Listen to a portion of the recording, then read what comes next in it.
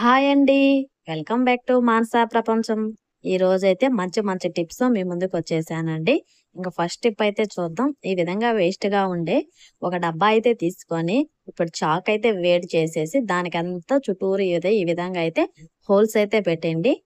Holes పెట్టిన తర్వాత ఇప్పుడైతే ఒక బెలూన్ తీసుకొని దానికి వెనక సైడ్ ఈ విధంగా అయితే కొంచెం కట్ చేసి, దానికైతే మొత్తం ఒక క్యాప్ లాగా అయితే వేసేయండి.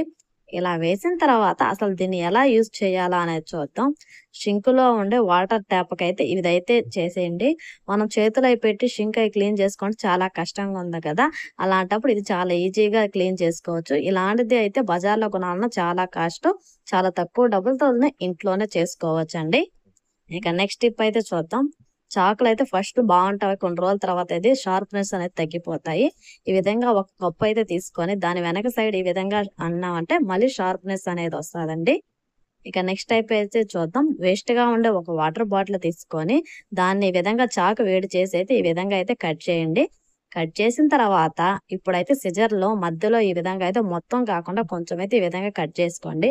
మనం బ్యాంగిల్స్ అయితే ఎక్కడంటే అక్కడ పెట్టేస్తే అవి పగిలిపోతూ ఉంటాయి. జర్నీస్‌కి అలాంటప్పుడు తీసుకెళ్ళాలంటే కూడా చాలా కష్టంగా ఉంటాయి. ఈ విధంగా గాని మనం ఆర్గనైజేషన్ చేసి పెట్టుకుంటే జర్నీస్‌కి అయి తీసుకోపోవడానికి కూడా చాలా బాగుంటది. ఇక నెక్స్ట్ టిప్ అయితే చూద్దాం.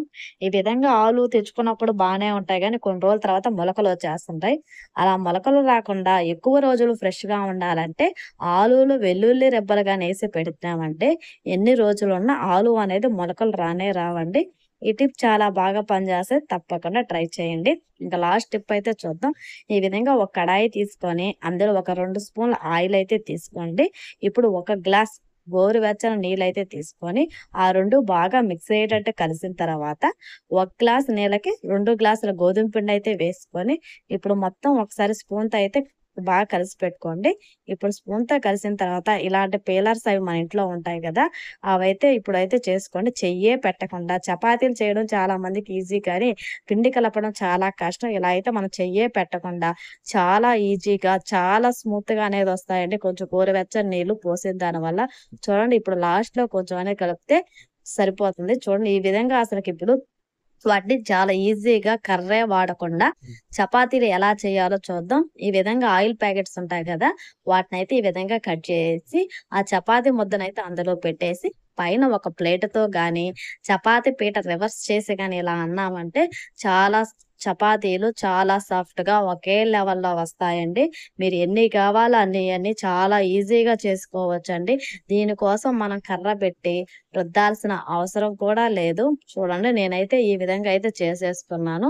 మొత్తం అయితే నాకైతే ఇలా 5 అయితే అయినాయండి. ఈ విధంగా చేసి పెట్టిన తర్వాత వీటిని అలా మామూలుగా అయితే స్టవ్ వెలిగించి ఒక పాన్ పెట్టుకొని మీడియంలో పెట్టుకొని 2 వైపులా కాల్చుకుంటే చాలా సాఫ్ట్‌గా వస్తాయండి. ముసలి వాళ్ళు కూడా చాలా ఈజీగా అయితే తినొచ్చండి. ప్లీజ్ మీకు గాని ఈ వీడియో నచ్చితే లైక్ చేయండి, షేర్ చేయండి. మీ ఫ్రెండ్స్‌కి, మీ ఫ్యామిలీ మెంబర్‌కి అందరికి ఫార్వర్డ్ చేయండి. సబ్స్క్రైబ్ చేయడం మాత్రం మర్చిపోకండి ఫ్రెండ్స్. ఏ టిప్ నచ్చిందో నాకైతే